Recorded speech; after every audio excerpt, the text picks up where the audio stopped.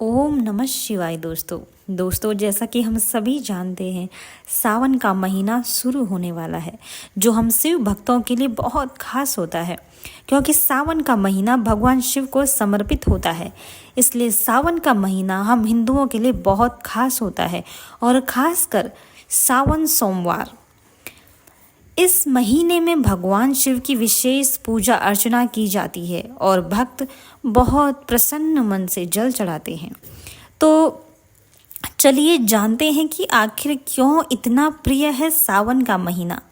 पौराणिक कथाओं के अनुसार सावन के महीने में समुद्र मंथन हुआ था, जिसमें विभिन्न प्रकार के आभूषण, अमृत और देवी लक्ष्मी प्रकट हुई, जिसके साथ समुद्र मंथन से विष भी निकला, जिसे कालकूट विष के नाम से जाना जाता है। जिस विष से सब नष्ट हो सकता था, उस विष को देखकर सभी देवी देवता दानवों में हाहाकार मच गया। इससे सारी सृष्टि का विनाश हो जाएगा। सभी की चिंताओं को देखकर भगवान शिव ने विष स्वयं पी लिया, जिससे उनके कंठ में ज्वलन शुरू हुई। यह देखकर माता पार्वती भी चिंतित हो उठी।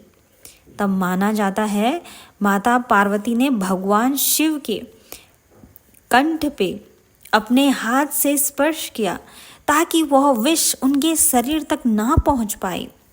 यह देखकर सभी चिंतित हो गए।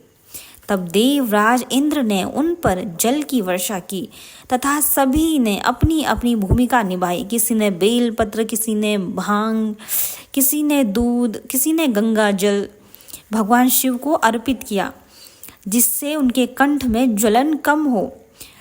यह सब देखकर भगवान शिव अत्यंत प्रसन्न हुए और उन्होंने कहा, जो भी सावन के महीने में मुझ पर जल चढ़ाएगा या मेरी पूजा बड़ी श्रद्धा से करेगा, मैं उसकी मनोकामना अवश्य पूरी करूँगा।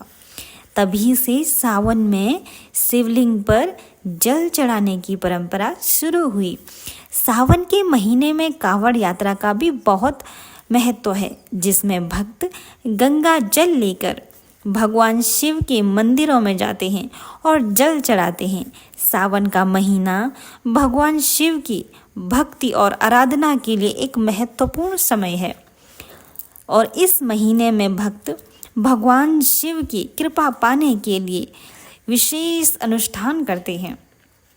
दोस्तों, ऐसा माना जाता है कि सावन के सोमवार में भगवान शिव को जल, दूध, बेलपत्र, धतूरा, भांग अर्पित किया जाता है। आप भगवान शिव को गंगा जल, बेलपत्र, चंदन का लेप शिवलिंग पर करना चाहिए, और आपको भी अवश्य करना चाहिए। आप चंदन का लेप शिवलिंग पे लगा सकते हैं, आप गंगा जल चढ़ाइए और आप बेलपत्र अवश्य चढ़ाएं।